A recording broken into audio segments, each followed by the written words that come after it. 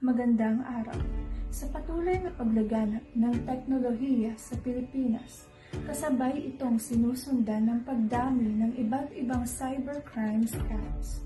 Ngayon, aming ihahatid ang ulat tungkol sa anim sa mga pinakakaraniwang online scams kasama ang mga paraan upang maiwasan ang mga ito.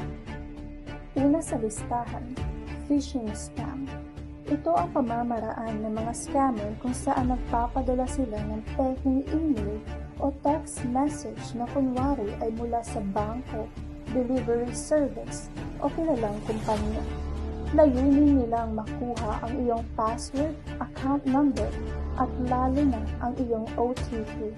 Para maiwasan ito, huwag basta-basta mag-click ng suspicious links at tandaan, ang bangko ay hindi kailanman hihingi ng OTP o password sa kahit anong messaging platform.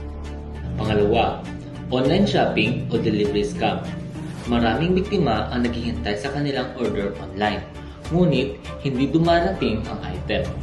May mga pagkakataon ding fake o mas mababa ang kalidad sa inasahan ang produkto. Upang makaiwas, palaging tingnan kung verified o reputable ang seller.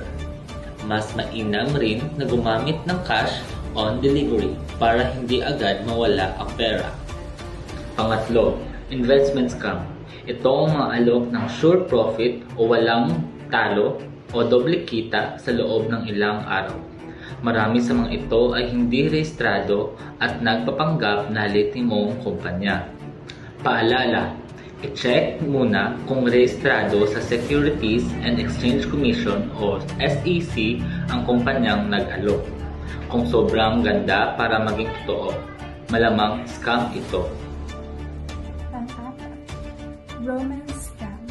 Kalimitan, nagpapanggap sila bilang foreigner, seaman o may matatag na trabaho. Magpapakita sila ng affection online, ngunit hahantong ito sa pagbili ng pera para kunwari sa emergency. Panglima, lottery, prize, o raffle scam. May bigla ang text o message na nagsasabing nanalo ka ng malaking halaga o mamahaling gadget, kahit hindi ka naman sumali. At panghuli, online job scam. Nag-aalok sila ng mabilis at madali ang kita.